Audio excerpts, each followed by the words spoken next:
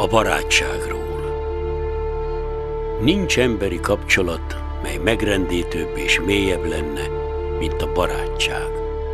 A szerelmesek, igen, még a szülők és gyermekek kapcsolatában is mennyi az önzés és a hiúság.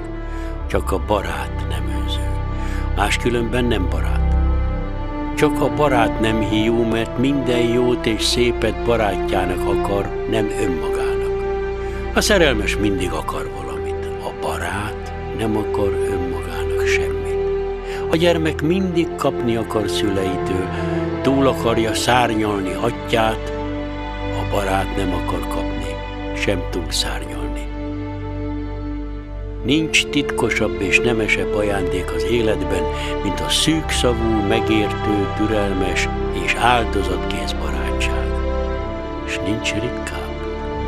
Seneca ezt írja egy helyt Luciliusnak: aki barát, szeret, de aki szeret, nem mindig barát. Ez a megállapítás több is, mint pontosság, ez már az igazság. Minden szeretet gyanús, mert önzés és fukarság lappang hamujában. Csak a barát vonzalma önzetlen, nincs benne érdek, sem az érzékek játéka. A barátság szolgálat, erős és komoly szolgálat. A legnagyobb